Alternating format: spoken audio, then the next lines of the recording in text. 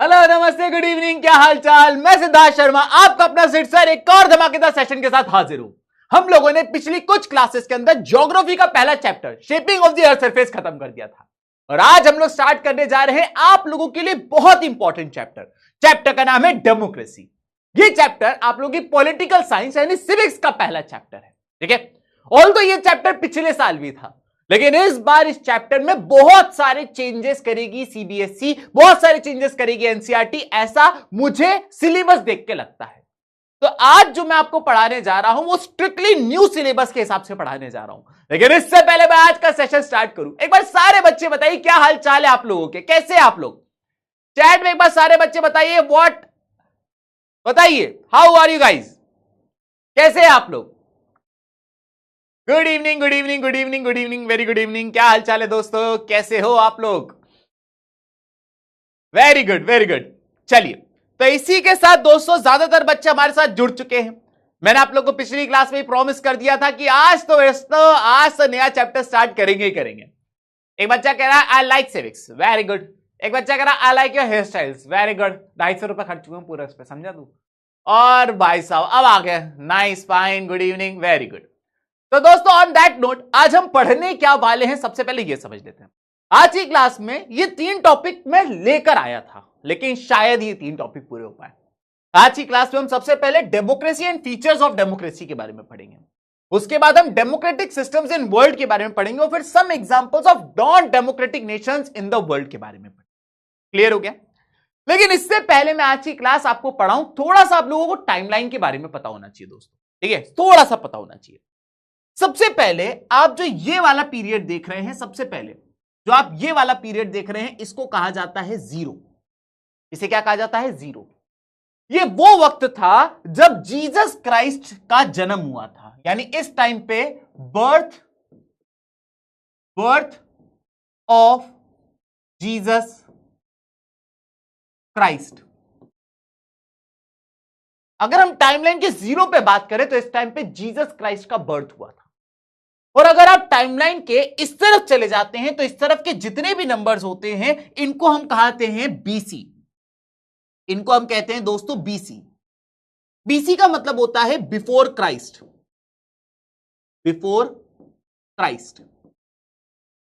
यानी कि अगर जीरो को हमने कहा है कि इस पे जीसस क्राइस्ट पैदा हुए थे तो इससे पहले का जो वक्त होगा उसको आप बिफोर क्राइस्ट कह सकते हो। यानी कि यहां पे अगर जीसस क्राइस्ट थे तो इससे पहले वाले टाइम पे जीसस क्राइस्ट नहीं थे दोस्तों। इस हिसाब से बात करी जाए तो इसके बाद का जो ये वाला टाइम पीरियड होता है, ये वाला, इसको कहा जाता है एनो डोमिनी। इस टाइम पीरियड को कहा जाता है एनो डोमिनी, जिसे हम शॉर्ट में एडी लिखते हैं दोस्तों। ये एक लैटिन वर्ड है जिसका मतलब होता है in light of our lord. यानी क्रिश्चियन लोग मानते हैं कि जीरो में हमारे जीसस क्राइस्ट पैदा हो गए थे। उससे पहले का जो समय था उसे तो हम लोग कहते हैं बिफोर क्राइस्ट, लेकिन उसके बाद का जो समय था वो हमारे क्राइस्ट के आशीर्वाद में, उनकी लाइट में निकला था। तो इसलिए इस वाले टाइम पीरियड को हम कहेंगे एडी, यानी कि एनो डोमिनी। अब टाइमलाइन की अगर हम बात करें तो जैसा कि मैंने आपको बताया, बीचों बीच में आप यहां पे जो देख पा रहे हैं, ये जो आप टाइम पीरियड देख पा रहे हैं, यहां पे हुआ था बर्थ ऑफ जीसस क्राइस्ट। ठीक है सर, ये तो हमें पता था। यहां से अगर आप 321 साल और पीछे चले जाएं, यानी कि 321 बीसी, 321 साल जीरो से भी अगर आप पीछे चले जाएं तो ये वो समय था जब चंद्रगुप्त मौर्य का टाइम पीरियड रहा करता था। चंद्रगुप्त मौर्य का टाइम पीरियड रहता था इस टाइम पे। अगर आप थोड़ा सा और पीछे चले जाएं, लगभग आप 200 साल और पीछे चले जाएं तो लगभग आप 500 बीसी के आसपास पहुंच जाएंगे। और ये वो वक्त था जब एंशिएंट ग्रीस अपने पीक पे था। एंशिएंट ग्रीस अपने पीक पे था। तो यह है जीसस क्राइस्ट का जन्म। इससे 321 साल पहले चंद्रगुप्त मौर्य का टाइम था और उससे भी 200 साल पहले लगभग एंशिएंट ग्रीस अपने पीक पे रहा करता था। अगर आप इससे आगे चले जाएं तो आप यहां पाएंगे 1526 एडी। यानी कि जीसस क्राइस्ट के पैदा होने के 1526 साल बाद मुगल्स इंडिया में आए थे। एंट्री ऑफ मुगल्स, इस टाइम पे मुगल्स इंडिया में आए थे। आज इस समय चल रहा है दोस्तों 2026 एडी, और इस समय मैं तुम लोगों को पीडब्ल्यू पे सिद्धार्थ सर जो हैं वो तुमको पीडब्ल्यू में इस समय पढ़ा रहे हैं दोस्तों। तो ये आपके सामने टाइमलाइन हो गया कि कब क्या हुआ था, ये सबसे पुराना, ये उसके बाद, ये उसके बाद, ये उसके बाद, ये उसके बाद। लेकिन सर हम तो पॉलिटिकल साइंस पढ़ने आए थे, सर हम तो सिविक्स पढ़ने आए थे, आप तो हिस्ट्री में ले चले गए हमें। दरअसल हिस्ट्री में ले जाना बहुत जरूरी था, क्योंकि आज जो तुम चैप्टर पढ़ने जा रहे हो डेमोक्रेसी, उस डेमोक्रेसी की शुरुआत दोस्तों यहां से हुई थी, एंशिएंट ग्रीस से हुई थी। आज जो आप डेमोक्रेसी पढ़ने जा रहे हैं वो कोई नया वर्ड नहीं है, वो डेमोक्रेसी वर्ड आज से लगभग 2500 साल पुराना वर्ड है। इतने पहले डेमोक्रेसी वर्ड आया था। तो दोस्तों डेमोक्रेसी वर्ड की अगर हम बात करें तो ये एक ग्रीक वर्ड से निकाला गया है जो कि है demokratia. Democracy is derived from a Greek word demokratia, क्योंकि सबसे पहले ग्रीस वालों ने डेमोक्रेसी के बारे में बात करी थी, तो उन्होंने अपनी लैंग्वेज में एक वर्ड निकाला डेमोक्रेटिया, जिसमें डेमोस का मतलब होता है पीपल, लोग, और क्रेटिया का मतलब होता है पावर। तो 500 BC पे ग्रीस के लोगों ने कहा कि अब सारी पावर लोगों के पास होगी, अब सारी की सारी पावर जो होगी वो राजा वाजा के पास नहीं होगी, अब पावर लोगों के पास होगी। लोग डिसाइड करेंगे कि हमारे देश में क्या होगा, लोग डिसाइड करेंगे कि कौन सा डिसीजन लेना है, कौन सा नहीं लेना है। ठीक है सर। इस हिसाब से अगर आप डेमोक्रेसी की डेफिनेशन की तरफ जाएं तो डेमोक्रेसी की डेफिनेशन दोस्तों कुछ ये कहती है कि democracy is a form of government in which rulers are elected by the people. ये एक ऐसी फॉर्म ऑफ गवर्नमेंट होती है जिसमें देश का रूलर, जो देश को रूल करने वाला है, जो देश को चलाने वाला है, उसको देश के लोग सिलेक्ट करते हैं। दोस्तों कई सारी, यहां पे आपने देखा होगा एक वर्ड लिखा हुआ है फॉर्म ऑफ गवर्नमेंट, यहां पे एक वर्ड लिखा हुआ है फॉर्म ऑफ गवर्नमेंट। कई सारी फॉर्म ऑफ गवर्नमेंट हो सकती है। अगर हम फॉर्म ऑफ गवर्नमेंट की बात करें तो जैसा कि मैंने आपको बताया कि भिन्न भिन्न तरीके की फॉर्म ऑफ गवर्नमेंट हो सकती है। सर वो भिन्न भिन्न कौन कौन से हैं? सबसे पहली मैंने आप लोगों को बताई, एक होती है मोनार्की। मोनार्की एक ऐसी फॉर्म ऑफ गवर्नमेंट होती है जिसमें देश का रूलर, जिसमें देश का लीडर या तो कोई राजा होता है या तो कोई रानी होती है। इसका बेहतरीन एग्जांपल है सऊदी अरेबिया, जिसके रूलर मोहम्मद बिन सलमान इस समय हाउस ऑफ साउद से बिलोंग करते। इसके बाद सेकंड नंबर पे आता है दोस्तों डेमोक्रेसी, जो मैं जिसके बारे में आज आपको पढ़ाने के लिए आया हूं। और democracy is a form of government in which rulers are selected by the people.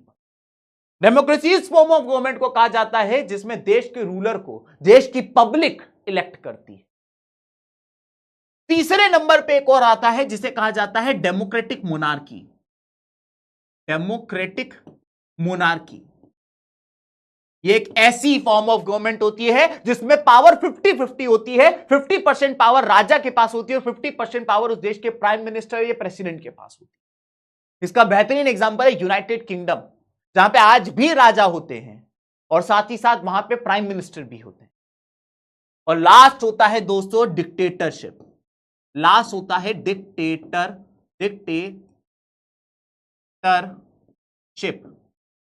ये एक ऐसी फॉर्म ऑफ गवर्नमेंट होती है जिसमें देश के आर्मी के जो लीडर होते हैं, देश के आर्मी के जो जनरल होते हैं, वो प्राइम मिनिस्टर और प्रेसिडेंट जिनका इलेक्शन होकर जो सिलेक्ट हुए उनको हटा देते हैं और अपने आप को सर्वशक्तिमान घोषित कर देते हैं, जैसे नॉर्थ कोरिया हो गया। तो जैसा कि मैंने आपको बताया there are multiple forms of government, but out of this democracy is that form of government in which people choose their own ruler, in which the rulers of a country are elected by the people। तो आपको ये वाली चीज समझ में आई कि नहीं? एक बार सारे बच्चे मुझे थम्स अप देकर बताइए। वेरी गुड, बच्चे लगे हुए हैं। North Korea, Kim Jong Un. Communism अलग चीज है, अगर आप कम्युनलिज्म क्या होता है वो समझना चाहते हैं तो वो सोशलिज्म कम्युनलिज्म हम आगे समझाएंगे। फॉर्म ऑफ गवर्नमेंट में सिर्फ 4 ही फॉर्म ऑफ गवर्नमेंट होती है। ठीक है, एक बार सारे बच्चे चैट में थम्स अप देकर बताए इतना मजा आया कि नहीं आया समझने में। Very good, perfect.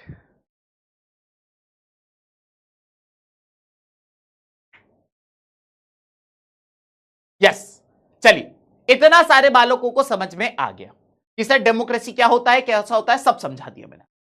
अब हम बात करते हैं, 2 कोट्स आपको पता होने चाहिए, 2 कोट्स। सबसे पहला कोट एक अमेरिकन फिलोसोफर थे जिनका नाम था रेनॉल्ड निबूर। रेनॉल्ड निबूर ने सबसे इंपॉर्टेंट बात बोली थी। यह कहता है, जरा ध्यान से सुनना, मैं बताना चाहता हूं आपको कि यह जो कोट है ज्यादातर टीचर इसको समझा ही नहीं पाएंगे, इसका डीप मीनिंग इतना। इस कोट में 2 सेंटेंस लिखे हुए।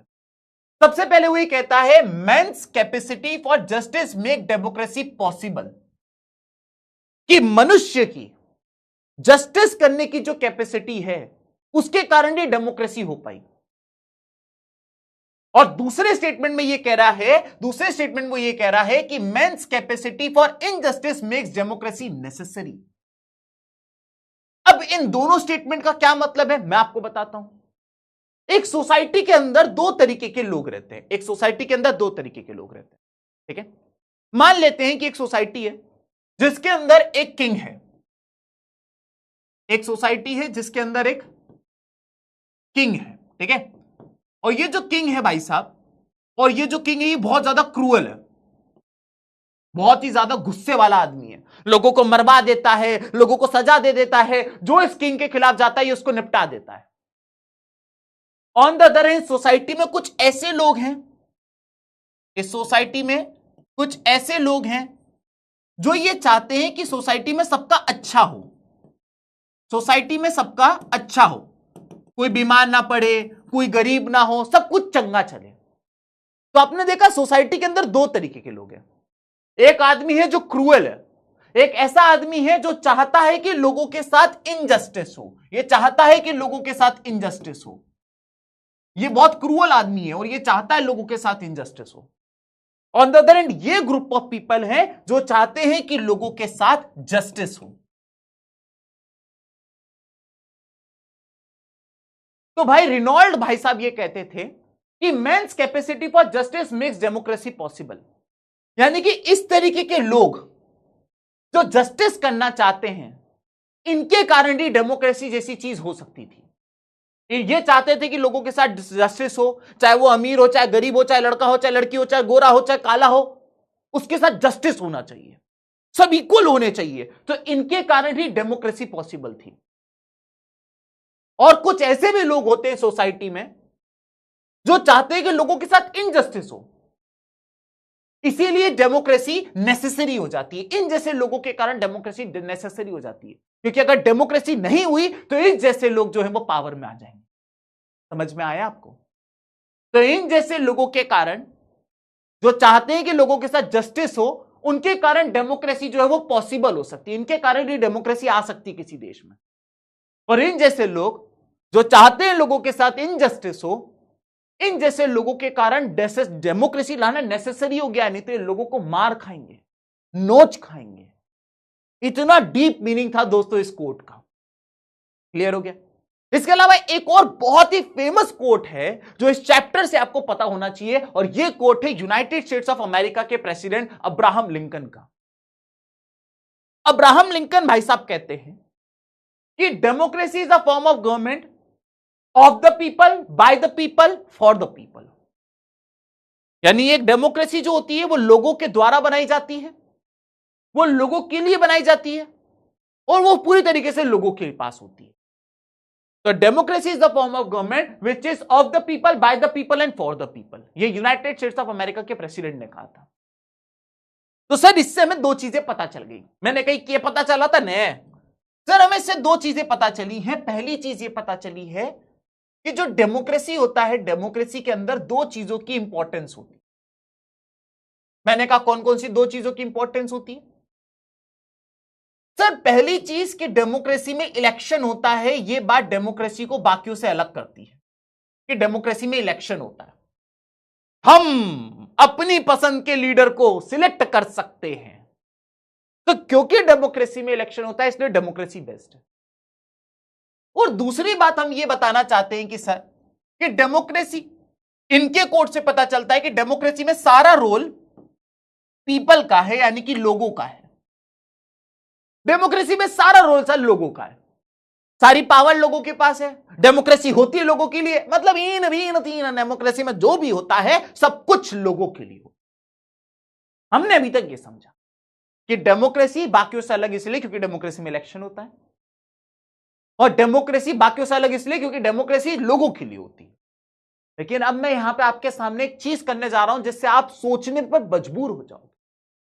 देखिएगा, सबसे पहले आप सारे बालकों को पता होगा कि दोस्तों वर्ल्ड वॉर वन की अगर हम बात करें तो वर्ल्ड वॉर वन 1914 से 1918 पूरे 4 साल चली थी कि नहीं चली थी? इस वर्ल्ड वॉर वन के अंदर जर्मनी हार गया था। ठीक है, इस वर्ल्ड वॉर वन के अंदर जर्मनी हार गया था। तो सबसे पहली बात कि वर्ल्ड वॉर वन 1914 से 1918 चली, और इस वर्ल्ड वॉर वन के अंदर जो जर्मनी नाम का देश था, जर्मनी जो था वो हार गया था ये वॉर। जिसके बाद जीतने वाली जो टीम थी उसने treaty of Versailles, treaty of Vercel भी कहते हैं इसको, जर्मनी के ऊपर ट्रीटी ऑफ वर्सेल थोप दी थी। ठीक है, वर्ल्ड वॉर वन हुआ। वर्ल्ड वॉर वन 1914 से 1918 पूरे 4 साल चला। वर्ल्ड वॉर वन के अंदर 2 टीमें थी, एक टीम में जर्मनी था, दूसरी टीम में जर्मनी नहीं था। जर्मनी वाली टीम वर्ल्ड वॉर वन हार गई, जिसके बाद जीतने वाली टीम ने जर्मनी वाली टीम के ऊपर ट्रीटी ऑफ वर्सेलिस थोप दी। और ट्रीटी ऑफ वर्सेलिस बहुत ही ह्यूमिलिएटिव थी, जिसके अनुसार जर्मनी से कह दिया गया था कि अब तुम्हारी बहुत सारी जमीन जो है वो तुमसे छीन ली जाएगी और जीतने वाली टीम को दे दी जाएगी। जर्मनी से बहुत सारा पैसा लिया और जीतने वाली टीम को दे दिया। जर्मनी से कहा कि तुम कभी अपनी आर्मी नहीं खड़ी कर सकते हो, तुम कभी जिंदगी में अपनी नेवी नहीं बनाओगे। ऐसे करके जर्मनी को एकदम तोड़ के रख दिया था ट्रीटी ऑफ वर्सेलिस। तो ट्रीटी ऑफ वर्सेलिस जब साइन करी जर्मनी में, तो जो जर्मनी के अंदर लोग थे, लोकल लोग थे, वो इस बात से बहुत चिढ़ गए थे कि ठीक है वॉर हार गए, खत्म करो, लेकिन ये ट्रीटी ऑफ वर्सेलिस क्यों साइन करी हमारे लीडर्स ने? तो जो लोग नाराज थे, जो लोग परेशान थे, जो नहीं चाहते थे ट्रीटी ऑफ वर्सेलिस साइन हो, उनमें से एक आदमी था जिसका नाम था एडोल्फ हिटलर। और एडोल्फ हिटलर को यह बात कतई पसंद नहीं थी कि ट्रीटी ऑफ वर्सेलिस साइन हो। तो एडोल्फ हिटलर ने क्या किया दोस्तों? सबसे पहले एडोल्फ हिटलर ने यह कहा कि कैसा जर्मनी बन गया है, इस जर्मनी के अंदर क्या कोई मर्द नहीं है? क्या कोई दुश्मन की आंखों में आंखें डाल के देख नहीं सकता और कोई यह नहीं कह सकता कि हार गए तो हार गए, कुछ नहीं देंगे, निकल जाओ यहां से? तो जर्मनी में हारने के बावजूद हिटलर ने कहा कि हमें थोड़ी सी हुंकार भरनी चाहिए। कैसे करें? तो हिटलर ने क्या किया? हिटलर ने क्या किया कि जर्मनी के साउथ में, साउथ ऑफ जर्मनी में एक जगह थी जिसका नाम था बवेरिया। हिटलर ने क्या करा? बवेरिया में 1923 में कोशिश करी कि 1923 में हिटलर ने कोशिश करी कि वो बवेरिया को कब्जा ले। वहां के लोगों को भड़काया कि चलो अपन लोग एक हो जाते हैं, अपनी ही गवर्नमेंट के अगेंस्ट हो जाते हैं। लेकिन गवर्नमेंट ने जर्मनी की हिटलर को पकड़ा, 2 लपाटे रसीदे, ज्यादा मस्ती सूझ रही है, और चुपचाप जेल में डाल दिया उसको। लेकिन क्योंकि हिटलर ने वर्ल्ड वॉर वन में जर्मनी के लिए लड़ाई लड़ी थी, हिटलर को बहुत जल्दी आजादी मिल गई। तो हिटलर ने यह बात समझ ली कि आंदोलन क्रांति नहीं करने का भिड़ू, ये उठा के मारते अलग है, जेल में अलग डाल देते हैं। तो हिटलर ने यह डिसाइड किया कि अब मैं इलेक्शन लड़ूंगा। और हिटलर ने 1928 में इलेक्शन लड़ा। ठीक है, मैं इसको थोड़ा सा और डिटेल में लिख देता हूं कि हिटलर ने इलेक्शन लड़ा, और पहला इलेक्शन हिटलर ने लड़ा 1928 में।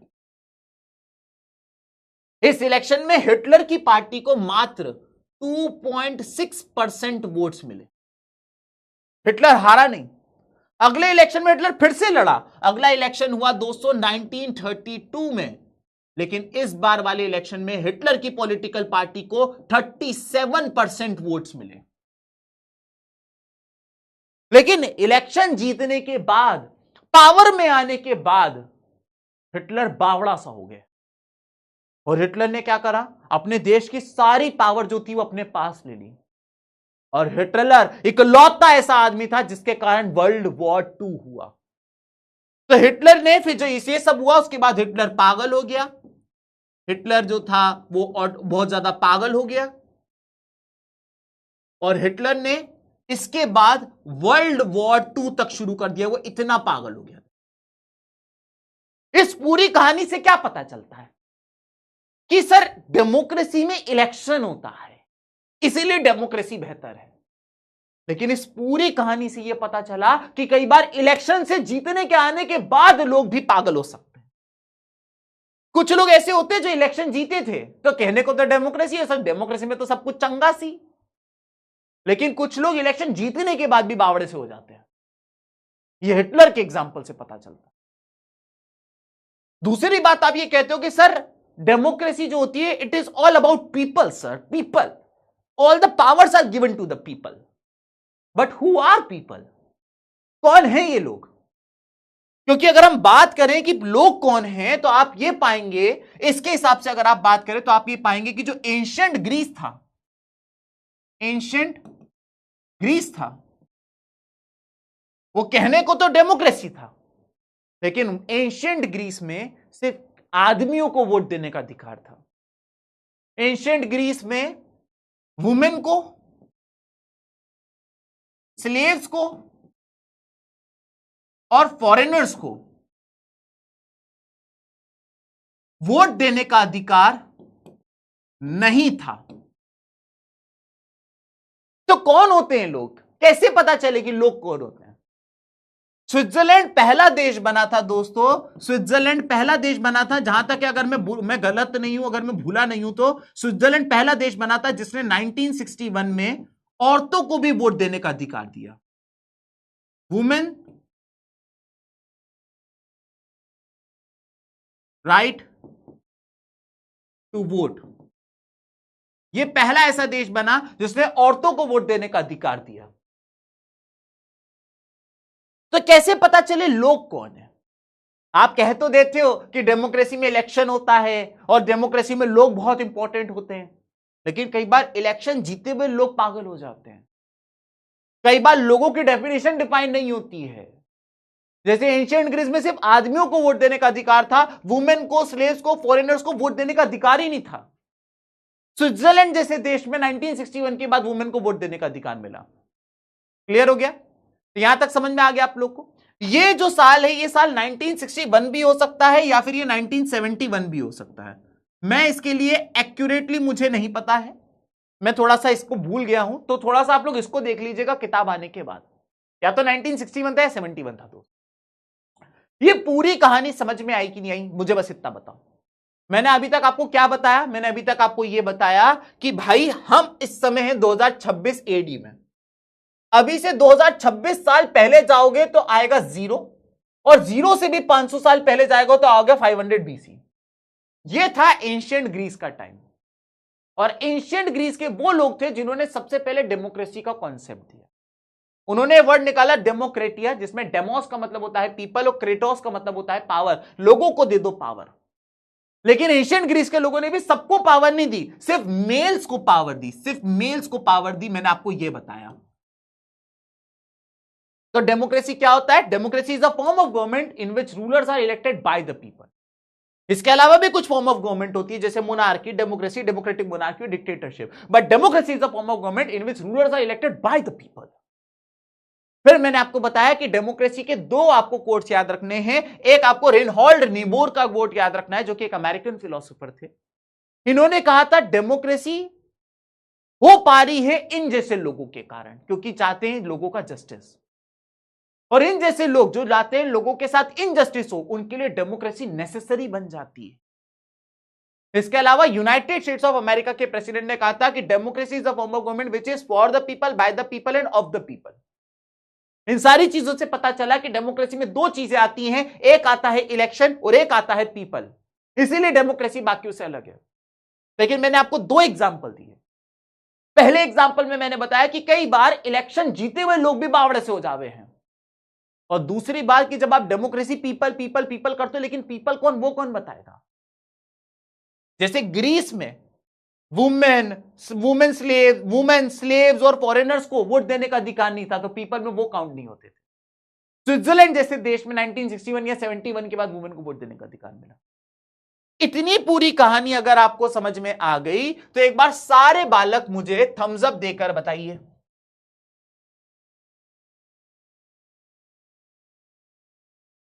एक बच्चा पूछ रहा है चाइना क्या है सर?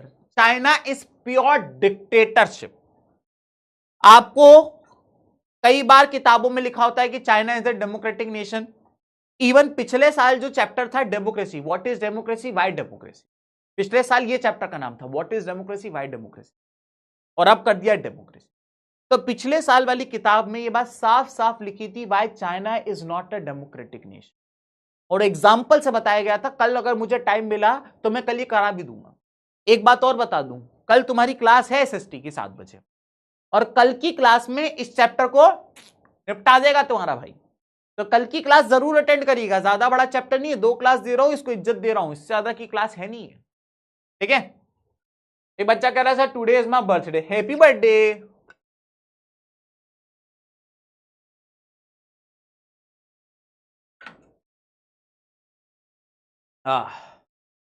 रिजल्ट देखा जाए। ओए होए होए होए, 96% बच्चों को समझ में आ गया।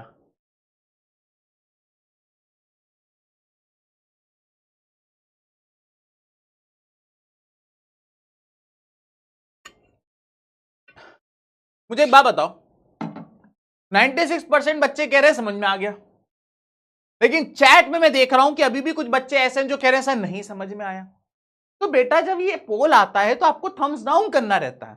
चलो कोई बात नहीं, घबराओ मत, मैं हूं ना, मैं हूं तुम्हारे साथ। आज की क्लास खत्म करने से पहले, जैसे ही मैं आज की क्लास खत्म करूंगा, बाकी बच्चों को अपन रिलीव कर देंगे। जिन बच्चों का डाउट है वो कॉपी में लिख के रखिए कि सर ये वाली स्लाइड में ये डाउट आया हमें। आखिरी में मैं आपके कुछ 15-20 बच्चों के डाउट पिक कर लूंगा, तो मेरे ख्याल से सारे बच्चों के डाउट क्लियर हो जाए, ठीक है। मत घबरा, मैं हूं ना तेरे साथ, क्यों टेंशन लेता है यार दोस्तों, हैं। चल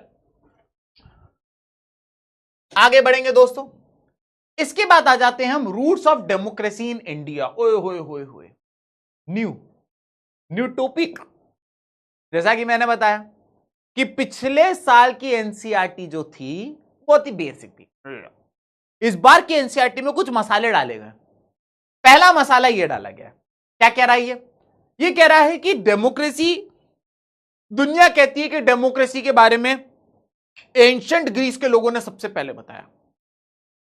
आज की मॉडर्न डेमोक्रेसी की बात करें तो यूनाइटेड स्टेट्स ऑफ अमेरिका को दुनिया की सबसे ओल्डेस्ट डेमोक्रेसी कहा जाता है, भारत को दुनिया की सबसे लार्जेस्ट डेमोक्रेसी कहा जाता है।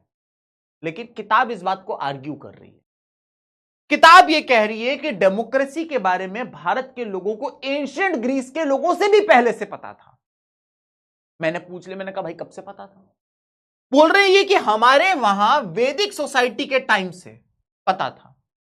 वैदिक सोसाइटी की बात करें तो वैदिक सोसाइटी का कंपैरिजन अगर मैं बता दूं, मैंने आपको थोड़ी देर पहले बताया था कि जो एंशिएंट ग्रीस था, एंशिएंट ग्रीस जो था दोस्तों वो 500 बीसी के आसपास का था, एंशिएंट ग्रीस।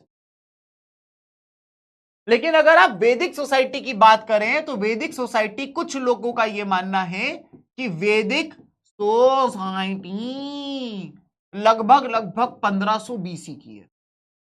यानी कि एंशिएंट ग्रीस के भी 1000 साल पहले से भारत के लोगों को डेमोक्रेसी के बारे में पता था। चीताई के दे, बहुत पहले से पता था हमको। तो ये कह रहा है कि Vedic society believed in shared decision making where institutes like sabha and samitis allowed people to participate in governments instead of power being fully centralised और हेरिडिटरी। अब देखिए, यहां पर आपको 2 शब्द नहीं पता चलेंगे, ठीक है, लेकिन भाई तुमको बताएगा क्योंकि भाई अच्छा आदमी है। तो पहला वर्ड जो आप लोगों को नहीं चमका होगा वो है centralised. Sir what is centralised? और दूसरा वर्ड जो आपको नहीं चमका होगा मेरे हिसाब से वो होगा मेरी जान हेरिडिटरी, ठीक है। तो इन दोनों को कि सेंट्रलाइज क्या होता है और हेरिडिटरी क्या होता है, इन दोनों को मैं आपको बता देता हूं। सेंट्रलाइज, ठीक है, सेंट्रलाइज का मतलब होता है कि मान लेते हैं कि देश में मोदी जी आज ये बोले, ठीक है, कि मैं देश के सब लोगों से पावर ले रहा हूं, सारे स्टेट के जो चीफ मिनिस्टर है उनसे भी पावर ले रहा हूं, शहरों के जो मेयर है उनसे भी पावर ले रहा हूं, अरे गांव का जो सरपंच है उससे भी पावर ले रहा हूं, और सारी पावर लेके मैं अपने पास रख लूंगा। That is centralised. इमेजिन करो तुम अपने घर से, ठीक है, तुम्हारे घर में आऊं, तुमने मेरा स्वागत किया, आइए पधारिए टप्पू के पापा जी, मैं भी आ गया, फिर सोफे पे बैठ गया, चाय हो गई, 4 बिस्किट हो गए, मैंने धीमे से कहा कि सूखी सूखा चाय समोसा हो जाता तो। आंटी ने अंदर से कहा देखो इस आदमी को, लेकिन तब भी क्योंकि मैं आदमी अच्छा हूं मुझे समोसा मिल गया। मैंने कहा ये सूखा सूखा समोसा चटनी जाती तो, फिर आंटी ने झांक के देखा, लेकिन क्योंकि मैं आदमी अच्छा हूं चटनी भी मिल गई दोस्तों। अब आपने यहां पे देखा कि मैं तुम्हारे घर आया, आदर सत्कार तुमने दिया, वो तुम सज्जन हो, लेकिन फिर धीमे से मैं अपनी वाली पे आ गया। मैंने घर की सारी गाड़ियों की चाबी अपने जेब में डाल ली, सारी तिजोरियों की चाबी अपनी दूसरी जेब में डाल ली, किचन में ताला लगा दिया, उसकी चाबी भी जेब में डाल ली, टीवी बंद कर दिया, उसका रिमोट भी जेब में डाल लिया। अरे भाई साहब, इवन बाहर जो तुम्हारे वहां मेन मीटर था जहां से पूरे घर की लाइट बंद चालू होती है, उसमें भी ताला मार दिया और उसकी चाबी भी मैंने अपने पास रखी। तुमने कहा ये क्या कर रहे हो? मैंने कहा सारी पावर मेरे पास है, खाना खाना है मैं बताऊंगा कब खाओगे, मैं चाबी दूंगा तब किचन का गेट खुलेगा, रोशनी चाहिए पंखा चाहिए मैं चाबी से मीटर खोलूंगा तब जाके तुम्हारे घर में रोशनी है, कहीं बाहर जाना है मैं जब चाबी दूंगा तब तुम जाओगे। तो जब सारी पावर एक आदमी के पास हो जाती है दैट इज कॉल्ड सेंट्रलाइज्ड। एक बच्चा कह रहा है इसलिए आपको नहीं बुलाते हम। अच्छा सॉरी यार, कैसी बातें कर। दूसरे वर्ड आ जाता है हेरेडिटरी, ठीक है। हेरेडिटरी का मतलब होता है, मान लेते हैं कि मैं राजा हूं, शक्ल देखिए अपनी, अच्छा सॉरी यार तुम पर्सनली हो जाते हो, मान लेते हैं मैं राजा हूं, अब मेरा बेटा जो है वो राजा बनेगा क्योंकि मैं राजा हूं, फिर मेरे बेटे को बेटा राजा बनेगा क्योंकि मैं राजा हूं, फिर मेरे बेटे का बेटे का बेटे का बेटा राजा बनेगा क्योंकि मैं राजा हूं। तो जैसा कि आपने देखा यहां पर मेरी फैमिली वाले ही राजा बन रहे हैं, पहले मैं था, फिर मेरा बेटा बनेगा, फिर मेरा पोता बनेगा, फिर मेरा परपोता बनेगा, फिर मेरा पर पोता बनेगा। तो इस तरीके का जो सिस्टम होता है इसे कहा जाता है हेरेडिटरी। और इनका यह कहना है कि आज 1500 साल पीसी की बात करें, वैदिक सोसाइटी में सभाज और समिति हुआ करती थी बाबा, सभाज और समिति हुआ करती थी। और ये सभाज और समिति क्या करती थी, पावर जो होती थी वो हेरिडिटरी यानी राजा को नहीं मिलती थी, पावर सेंट्रलाइज नहीं थी, यानी सारी पावर एक के पास नहीं थी। ये सभा और समिति के कारण सारी की सारी पावर गांव के सारे लोगों में बंट जाती थी, गांव के सारे लोगों को ये पावर मिलती थी, इक्वली मिलती थी। ये बात यहां पे बताई गई है। अब ये सभा और समिति क्या करते थे, कि आपको क्या लग रहा है क्या बस चुगलियां कर रहे हैं बैठ के? नो, सभा और समिति वाले जो थे वो सारे इश्यूज को डिस्कस करते थे, चाहे वो कोई पब्लिक इशू हो, पब्लिक इशू हो कि भाई ये बात गलत है। पहले कुछ इस तरीके के सिस्टम चला करते थे कि भाई किसी औरत का पति मर गया तो औरत को उसकी चिता में जल के मरना पड़ेगा। पहले ऐसा सिस्टम होता था कि बच्चों की बचपन में शादी करवा दी जाती थी।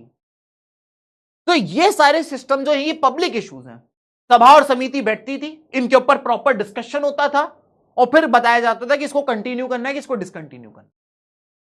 ये सभा और समिति जो थी कई बार ये किंग को एडवाइस भी करती थी, यानी कि ये बता रहे कि उस टाइम पे किंग होता था लेकिन किंग के पास सारी पावर नहीं होती थी, किंग की पास सेंट्रलाइज नहीं थी पावर। ये सभा और समिति किंग को एडवाइस करते थे। सोचो क्या किंग रहा होगा कि इन जैसे आम लोगों की बातें सुन रहे। एक सेकेंड, ये आंटी है लेकिन आंटी की मूछें क्यों? ओ ये वाली आंटी की भी मूछें हैं यार। ये एआई, लोग कहते हैं एआई जॉब ले लेगा, ये देखो आंटियों की मूछें बना रखी हैं। वो तो अच्छा वो मैंने अभी देख लिया है, नहीं तो ठीक है दोस्तों, एआई की गलती है, सॉरी। तो ये एडवाइस करते थे किंग को। आगे बढ़ जाते हैं। इसके अलावा जब भी राजा को भी कोई प्रॉब्लम होती थी तो राजा भी क्या करता था, इन सभा और समिति वालों के साथ कंसल्टेशन करता था। ये जो सभा और समिति थी ये कॉन्सेप्ट पे चला करती थी जिस कॉन्सेप्ट का नाम है वासुदेव कुटुंबकम। वासुदेव कुटुंबकम, आप लोगों ने ये वर्ड अभी बहुत ज्यादा सुना होगा। मोदी जी हमारे देश के जो प्राइम मिनिस्टर हैं वो वासुदेव कुटुंबकम को बहुत ज्यादा प्रमोट कर रहे हैं। वासुदेव कुटुंबकम का मतलब होता है the world is one family. The world is one family. हमारा संस्कृति ये बताती है, हमारा पास्ट ये बताता है, हमारी हिस्ट्री ये बताती है कि पूरी दुनिया एक परिवार है। इससे फर्क नहीं पड़ता कि तुम किस कंट्री के हो, इससे फर्क नहीं पड़ता तुम लड़का हो लड़की हो, तुम गोरे हो काले हो, अमीर हो अमीर हो गरीब हो, या तुम हिंदू हो तुम मुस्लिम हो। हमारी संस्कृति ये कहती है कि हम सब एक परिवार हैं। हो सकता है इस परिवार के लोग जो वो अलग अलग रिलीजन फॉलो करते हो, अलग अलग कंट्री से हो, तो हमारा तो ये मानना है कि वासुदेव कुटुंबकम, हम सब एक घर है, हम सब एक परिवार है। और ये कॉन्सेप्ट उस टाइम से आ रहा है, सभा और समिति के टाइम से। जहां सभा और समिति बनती थी तो पूरे गांव के लोग इकट्ठा होते थे एक परिवार की तरह। इवन राजा भी आता था उस सभा और समिति में बैठने एक परिवार की तरह।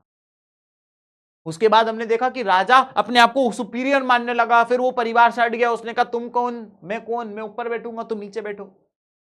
लेकिन उस टाइम पे ये बताया गया है कि ब्रदरहुड और यूनिटी का कॉन्सेप्ट चला कर।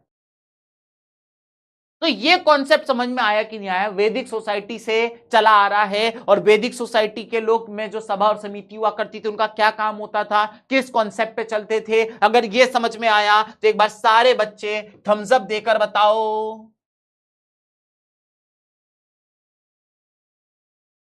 एक बच्चा कह रहा है प्री रिकॉर्डेड क्लास है गाइस। तेरा चैट कैसे पढ़ी मैंने? ऐसे कोई प्री रिकॉर्डेड का कॉन्सेप्ट में खेलता नहीं हूं। अगर कभी ऐसा होगा कि आपकी प्री रिकॉर्डेड होगी तो मैं आपको एक दिन पहले बता दूंगा कि कल की क्लास रिकॉर्डेड है, मुझे कहीं जाना है, ठीक है? और उस क्लास में भी मैं आके से बोल दूंगा कि दोस्त रिकॉर्डेड क्लास है। एक बच्चा कह रहा है इंस्टाग्राम कौन यूज करता है?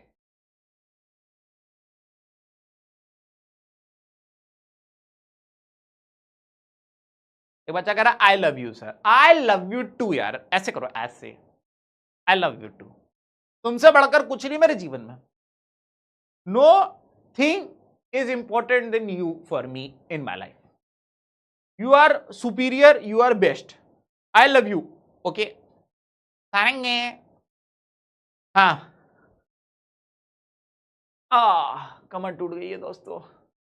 तुमको पता है, मैं तुम्हें एक चीज बताता हूं, पहले इसका रिजल्ट देख लेते हैं फिर बात करेंगे।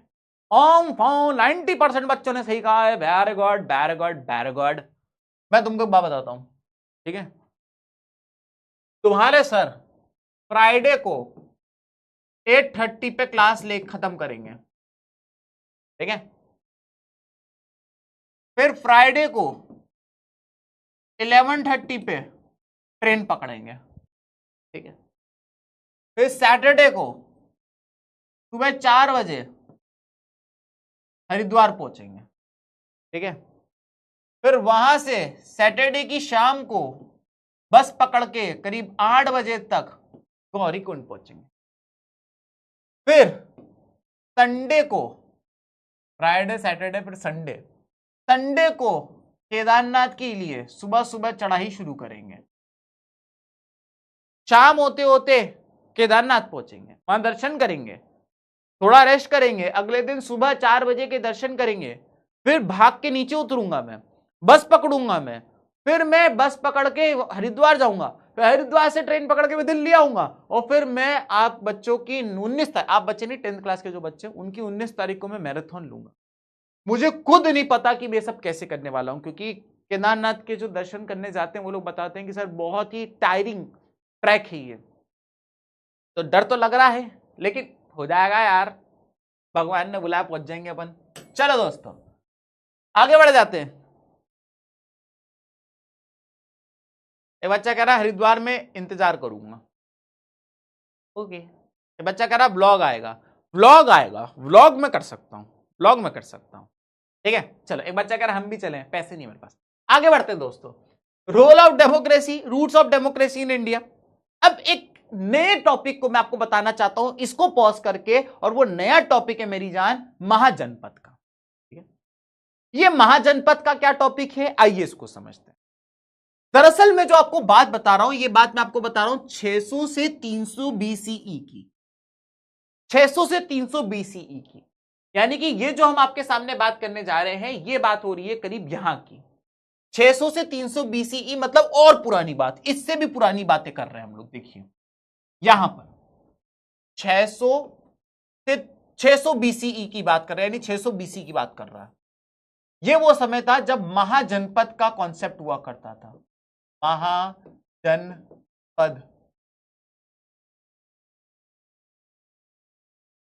इतनी पुरानी बात बता रहा हूं, यहां से लेकर वहां चले जाओ 600 बीसी, महाजनपद की बात बता रहा हूं दोस्तों। अब अगर हम महाजनपद की बात करें तो ये महाजनपद क्या था जरा समझिए। इस टाइम पे नॉर्थ इंडिया के करीब 16 बहुत बड़े बड़े शहर हुआ करते थे। उन 16 बड़े बड़े शहरों को कहा जाता था महाजनपद। ठीक है,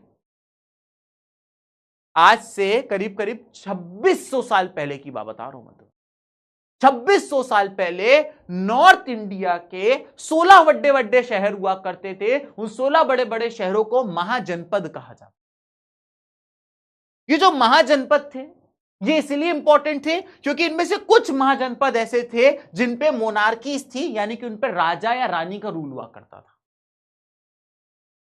ऑन द अदर एंड कुछ ऐसे महाजनपद थे जो रिपब्लिक्स थे, यानी कि वहां पे वोटिंग हुआ करती थी, पब्लिक डिसाइड करती थी कि उनका रूलर कौन बनेगा। हाय हाय हाय, कितनी पुरानी बात बता रहा हूं, आज से लगभग 2600 साल पुरानी बात बता रहा हूं। ग्रीस से भी पहले पहुंच गए हम तो।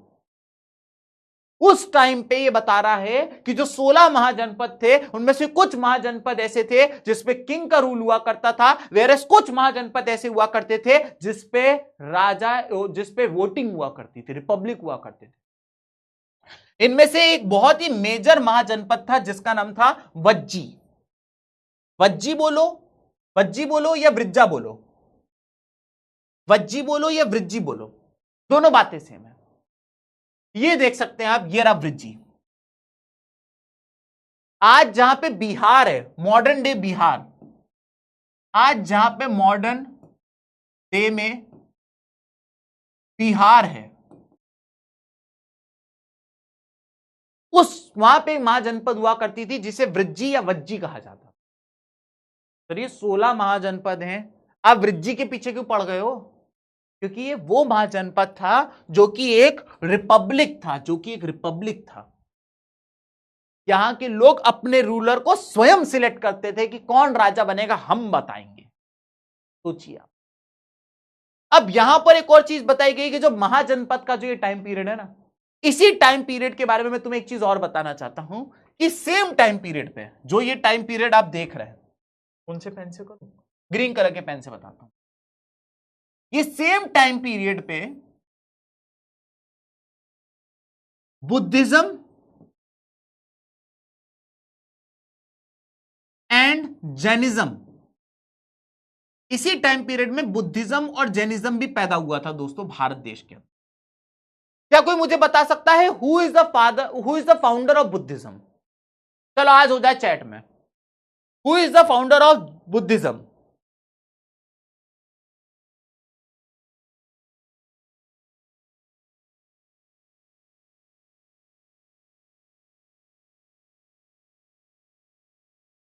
Who is the founder of Buddhism? एक बच्चा कह रहा है मैं, एक कह रहा है सिद्धार्थ, अशोका, दलाई लामा, सिद्धार्थ सर। सिद्धार्थ सर कहां से हो गए यार? तुम भी यार नॉटी बच्चे हो तुम लोग।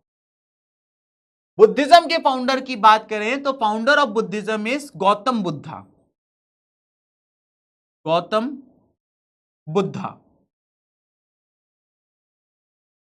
गौतम बुद्धा जी जो थे, he was the founder of Buddhism. वैसे आप लोग गलत नहीं है, क्योंकि गौतम बुद्धा जी, गौतम बुद्धा बनने से पहले उनका नाम सिद्धार्थ ही था।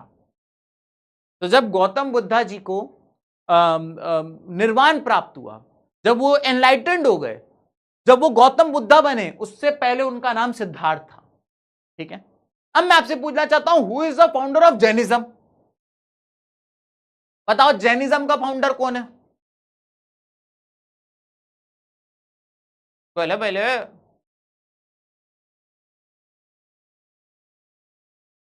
जैनिज्म का फाउंडर कौन है? एक बच्चा कह रहा है मोहम्मद, एक बच्चा कह रहा है महेंद्र सिंह धोनी। ये नहीं बता पाओगे, ये नहीं बता पाओगे। एक बच्चे ने बताया है, ओए होए होए होए, पक्का वो जैन होगा, तभी वो बता पाया है। अगर आप जैनिज्म के फाउंडर की बात करें, अगर आप जैनिज्म के फाउंडर की बात करें, तो जैनिज्म को शुरू किया था ऋषभ देव जी ने। ऋषभ देव जी ने जैनिज्म को स्टार्ट किया था। ये फर्स्ट तीर्थंकर थे, फर्स्ट तीर्थंकर, पहले तीर्थंकर थे, और इन्होंने जैनिज्म की शुरुआत करी थी। इनके बाद 24 और तीर्थंकर आए, उनमें से 24th तीर्थंकर जो थे, 24th तीर्थंकर, 24th तीर्थंकर का नाम था महावीरा। ठीक है, तो बहुत सारे लोग ये कंफ्यूज हो जाते हैं, लोग कहते हैं महावीर स्वामी जी जो थे उन्होंने जैनिज्म की शुरुआत करी थी। आप गलत हैं। महावीर स्वामी जी जो थे वो 24 तीर्थंकर थे, शुरुआत ऋषभ देव जी ने करी थी, लेकिन सबसे ज्यादा रिफॉर्म जैनिज्म में महावीर स्वामी जी ने करे थे, इसलिए उनको कई लोग मिस्टेकन कर लेते हैं। आप में से जितने बच्चे इसका जवाब भी ऋषभ सिद्धार्थ दे रहे हैं वो भी कुछ हद तक सही है, क्योंकि मैं आपको बताना चाहता हूं कि गौतम बुद्धा बनने से पहले उनका नाम सिद्धार्थ था, वहीं महावीर स्वामी जी के पिताजी का नाम सिद्धार्थ था। ठीक है, तो सिद्धार्थ एक बहुत ही फेमस नाम है, जैसा कि आपको पता है बड़े बड़े फेमस लोगों का नाम है सिद्धार्थ। ठीक है दोस्तों, समझ में आ गया आप लोग को? तो जैसा कि मैंने आपको बताया, इस पेज पे हमने क्या बातें करी, इस पेज पे हमने ये बातें करी दोस्तों कि 600 BCE की बात कर रहे थे हम, बहुत पुरानी, आज से 2600 साल पुरानी बात। उस टाइम पे नॉर्दर्न इंडिया में जो कुछ इलाके थे 16 महाजनपद कहलाते थे। कुछ 16 महाजनपद थे, बड़े बड़े शहर थे, जैसा कि आप देख सकते हैं अवंती, चेतिया, मत्स्या, कुरु, वत्सा, कोसला, मल्ला, काशी, मगध, अंगा, वृज्जी, ऐसे करके 16 महाजनपद थे पूरे नॉर्दर्न इंडिया में, बड़े बड़े शहर हुआ करते थे। इन 16 महाजनपद में कुछ महाजनपद ऐसे थे जहां पर राजा या रानी का रूल हुआ करता था, वही कुछ महाजनपद ऐसे हुआ करते थे जहां पे लोग वोट देके अपनी पसंद के लीडर को सिलेक्ट करते थे। क्लियर हो गया?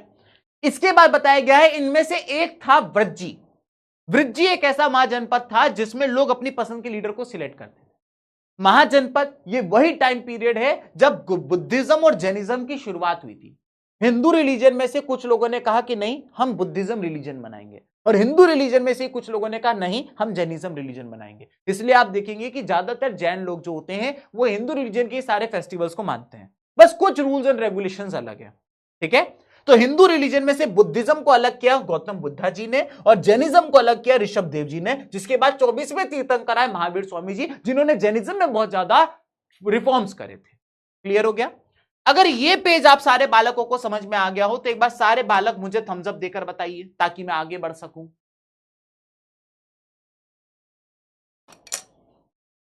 दोस्तों किसी का ये छूट गया है, क्या आप चाहते हैं कि मैं इसको अपनी दाढ़ी पे लगा लूं? वैसे तो बाल भी इतने बड़े हो गए हैं मेरे कि मैं इसको बालों में भी लगा सकता हूं। चलो पहले दाढ़ी में लगा के देखते हैं कि अपन कैसे लग रहे हैं। दाढ़ी पे लगाने के बाद ये पाया गया है दोस्तों ये दाढ़ी पे लगाने का आइटम नहीं है। ठीक है, इसको यहां से हटा देते हैं। पीछे लगाने पे देखिए कैसा लग रहा है, बताइए जरा। अब बताओ दोस्तों, अब सही लग रहा है? बाल सेट हो गए मेरे? जिस आंटी का होगा यानी जिस मैडम का होगा वो गुस्सा करेंगी।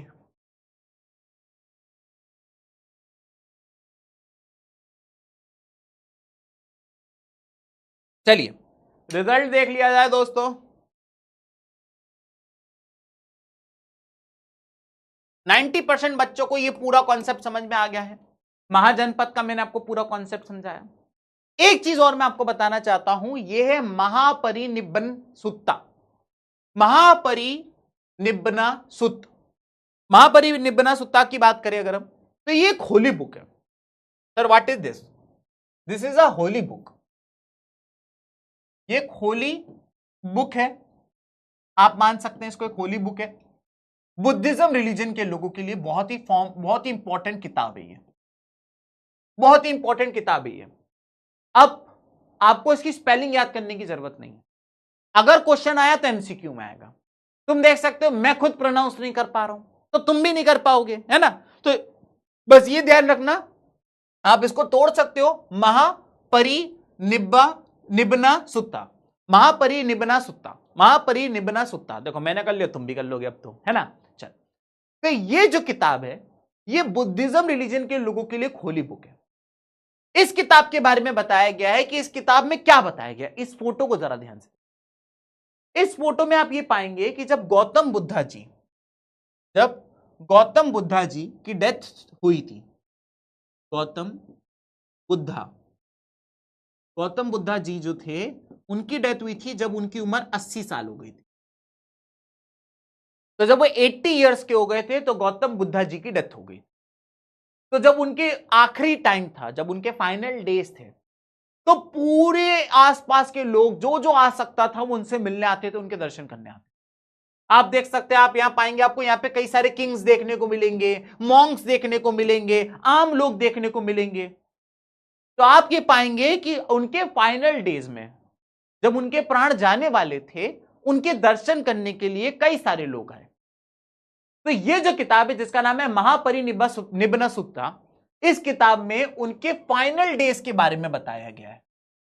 आखिरी के कुछ दिन उनके फाइनल डेज के बारे में बताया कि उनके फाइनल डेज में भी वो क्या टीचिंग्स दे रहे थे, लोगों को क्या बोल रहे थे, उनके फाइनल डेज के में क्या हुआ था, उनकी डेथ कैसे हुई थी, इस बारे में इस किताब में लिखा हुआ है।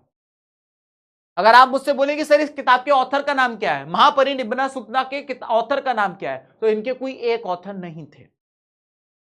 उस टाइम पे जितने लोग थे उन्होंने सुना, देखा, उन्होंने दूसरी जनरेशन के लोगों को बताया, उन्होंने तीसरी जनरेशन के लोगों को बताया, उन्होंने चौथी जनरेशन के लोगों को बताया, फिर कई साल ऐसे ओरल ये ट्रांसफर होता रहा और फिर कुछ सालों बाद लोगों ने कहा कि हमें इसको डॉक्यूमेंट कर लेना चाहिए। तो इसका कोई सिंगल ऑथर नहीं है, कई सालों तक ये ओरली एक से दूसरा, दूसरे से तीसरा, तीसरे से चौथा ट्रांसफर होता रहा। ठीक है, अब इस किताब में भी साफ साफ लिखा हुआ है कि वज्जी रिपब्लिक जो था वो एक वेल ऑर्गेनाइज सिस्टम था। मैंने आपको पहले ही बता दिया है कि 16 महाजनपद में से एक महाजनपद था वृज्जी, और ये कितना तगड़ा रिपब्लिक था कि यहां पे कैसे डेमोक्रेसी फॉलो होती थी, इसका सबूत आपको महापरिनिब्बना सुत्ता में देखने को मिलेगा। इसमें तक बताया गया है कि वज्जी एक ऐसा वेल ऑर्गेनाइज सिस्टम था जहां पे proper regular interval of time पे मीटिंग्स होती थी, लोग साथ में आके बैठते थे, साथ में आके डिसीजन लेते थे, और इसमें फेयर रिप्रेजेंटेशन होता था, सबका रिप्रेजेंटेशन होता था। जो सभा बनती थी, जो समिति बनती थी, उसमें अमीर गरीब, छोटी जाति बड़ी जाति, हर रिलीजन के लोग उसमें बैठते थे। तो ये तक चीज इसमें यहां तक लिखी हुई है। इसके अलावा इन्होंने एक और रिपब्लिक के बारे में बताया जो है शाक्य रिपब्लिक। शाक्य रिपब्लिक कहां है? अगर आप इस मैप में ढूंढने जाएंगे तो आपको शाक्य रिपब्लिक देखने को नहीं मिलेगा। सर क्यों नहीं मिलेगा? क्योंकि जो आप ये कोसाला देख रहे हैं, कोसाला के अंदर ही एक छोटा सा हुआ करता था, इसके अंदर ही एक छोटा सा होता था जिसे शाक्य रिपब्लिक कहा जाता। तो कोसाला एक बड़ा शहर था, उसके अंदर एक शाक्य था, कोसाला एक बड़ा शहर था, उसके अंदर एक शाक्य था।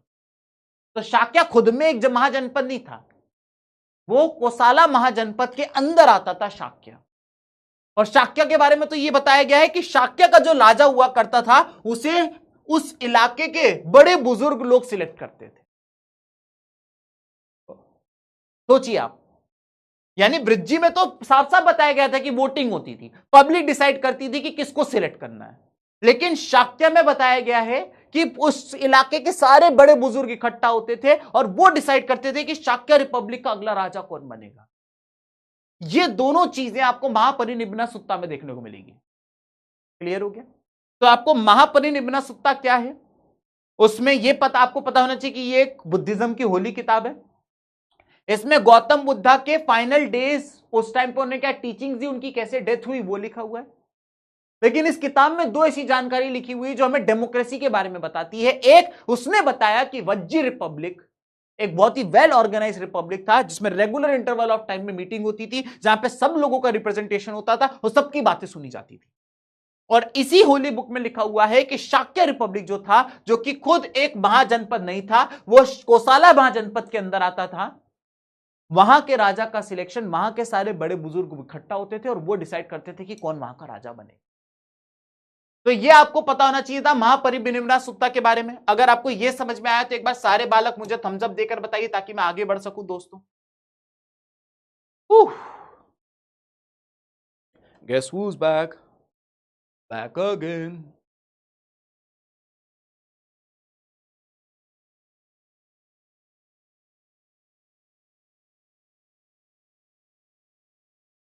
एक बच्चा कह रहा 2 साल का बैन लगा दो। किस पे भाई?